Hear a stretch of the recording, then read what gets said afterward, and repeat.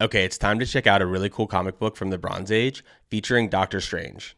Let's take a look. Okay, what I have here is Doctor Strange number 9 from 1975. That puts this book in the Bronze Age of comics. The writer was Steve Englehart. The interior artist was Gene Colan, who's a great, I think, great artist for the Bronze Age. And then the cover art was actually done by Gil Kane, which is pretty cool because I'm mostly familiar with Gil Kane's art over at DC Comics. I haven't seen much of his art that he's done at Marvel, and actually I'm not even aware of that much art that he actually did for Marvel. So yeah, leave a comment if you know about Gil Kane's work over at Marvel. I'd love to learn more about it. But I just thought it was a pretty cool crossover to have Gil Kane come over and do a Doctor Strange cover like this, and he absolutely killed it on this cover. So we have Dormammu, classic Doctor Strange villain. We've got Doctor Strange right here, and then we've got Clea.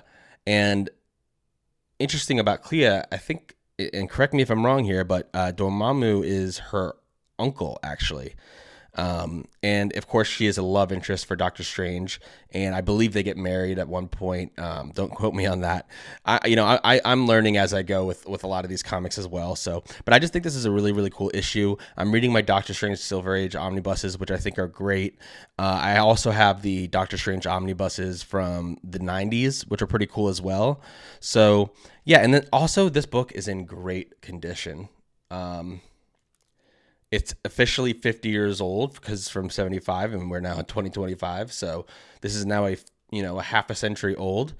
And that's pretty amazing to have a book this old in this great of condition. I mean, I could almost get this graded, how perfect this one looks.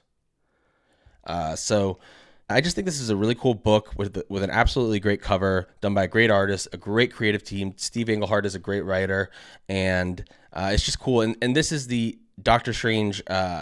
This is his first ongoing title. His first appearance was in Strange Tales number 110.